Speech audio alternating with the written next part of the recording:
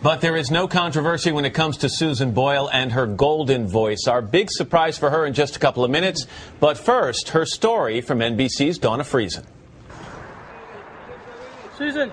From her modest home in a Scottish village, Susan Boyle is trying to take her newfound fame in stride. Thank you very much. I have a lot of support from the neighbourhood in general. They're very supportive.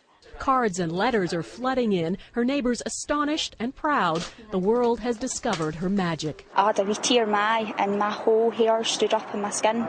She was the surprise sensation of the popular reality show Britain's Got Talent, a middle-aged, unemployed woman who says she's never been kissed, certainly never been hailed as a star. I dreamed a dream in time gone by. But from the moment she opened her mouth, her life changed. I dream of love would never die. First wowing the crowd and skeptical judges at her audition. And then, thanks to YouTube, her voice reverberated around the world. That single performance viewed more than 20 million times since Saturday. New fan sites popping up all the time. She absolutely knew she was going to blow us away, and that's why I enjoyed it so much, because she was so courageous. And in an age when youth and beauty seem paramount, Susan Boyle defies convention, and no makeover is planned. But I think we'll keep her as she is for now, so she doesn't have the added pressure of worrying about what she looks like. And she'll just be the down-to-earth girl that we all have kind of fallen in love with. It was Paul Potts who first blazed the trail.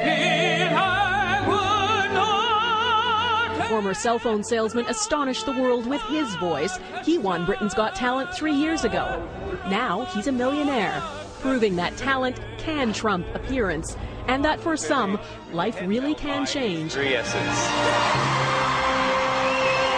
an instant. For today, Donna Friesen, NBC News, London. And Susan Boyle is in her hometown of Blackburn, Scotland this morning. Susan, good morning to you. Good morning to you. I have watched this video now 2 or 3 times, okay, 12 or 14 times, and I say the same thing that so many other people say. It's a simply thrilling moment, Susan. Has it sunk in for you yet? It hasn't sunk in for me yet. It's all a bit surreal at the moment. You know, what struck me is when you went out on that... When you went out on that stage, Susan, there were people in the audience booing, snickering. Even the judges were rolling their eyes before you started to sing. If that had been me, I don't think I would have had the confidence to sing. Where did your confidence come from? It must have been inward somewhere. I just had the ability to keep going. You have to keep going.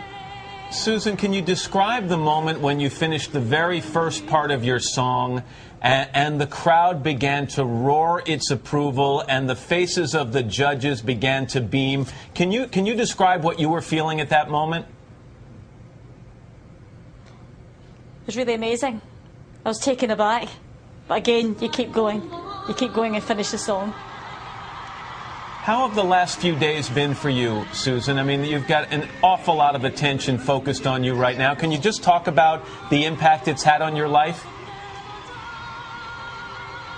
It's had a huge impact on my life. It's like a whirlwind, a roller coaster. I know that, Susan, you mentioned during the audition that you'd never been married, never been kissed, and now I'm hearing reports from the British tabloids, actually, that a lot of male suitors are trying to get your number. Is that true?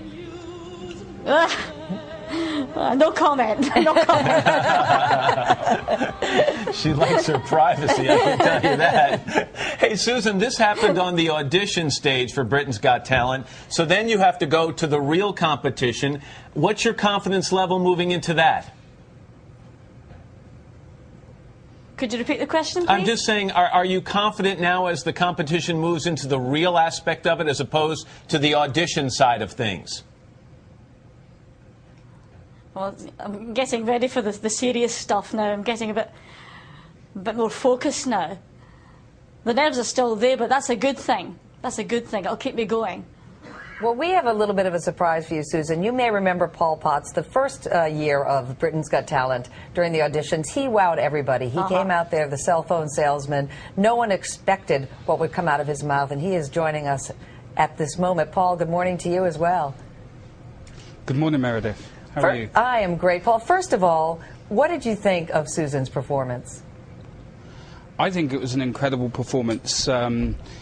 I think the unexpected can come at any time, and I'd like to say how well I think Susan is managing, how her life will have changed over the last couple of days, and bearing in mind it's another 6 weeks before we get to the live stages, I think she's been handling herself incredibly well. Well, Paul, but give her a sense of what she might be in for in terms of attention and media spotlight. You've now lived through it. What should she expect?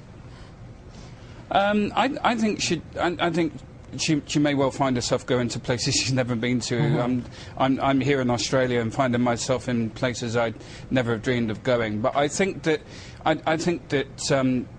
Susan should, try and take each day as it comes. I know she's aware of that. She's talked about taking baby steps already, and I really do wish her well. I think she's got real potential.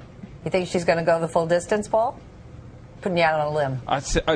I definitely think she stands a great chance. All right, thank you, Paul. And Susan, before we let you go, could you give us just a little bit of a taste of that beautiful voice of yours?